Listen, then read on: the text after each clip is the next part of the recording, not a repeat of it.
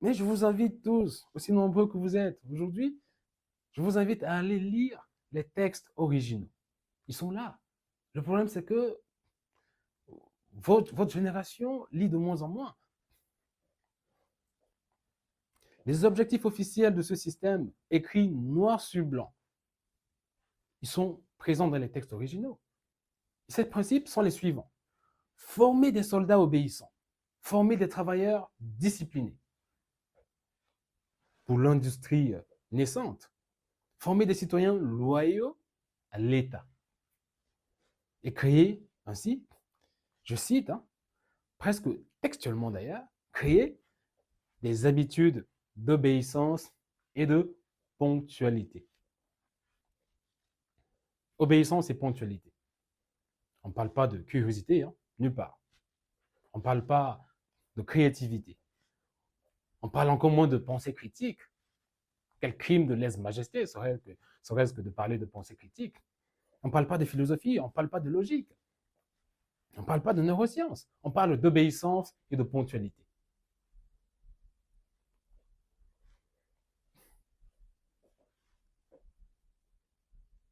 Obéissance et ponctualité. C'est révoltant. Est-ce que ceci vous évoque quelque chose? Je suis convaincu que là, vous reconnaissez quelque chose.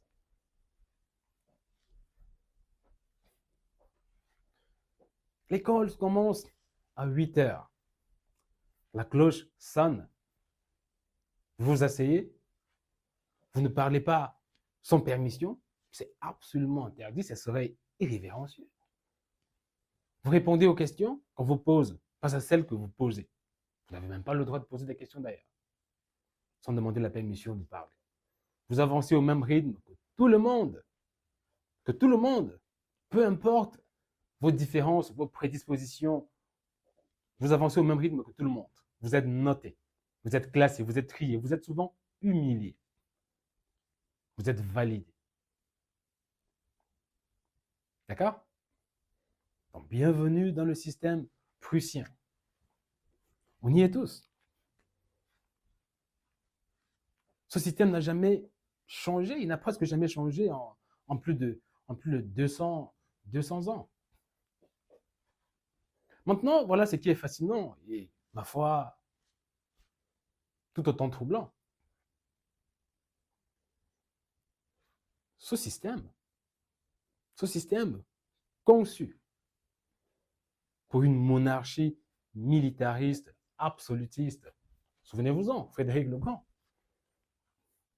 une monarchie absolutiste du XVIIIe siècle, a été exporté, il a été copié, il a été adopté par presque chaque nation occidentale le siècle suivant. J'ai nommé au XIXe siècle.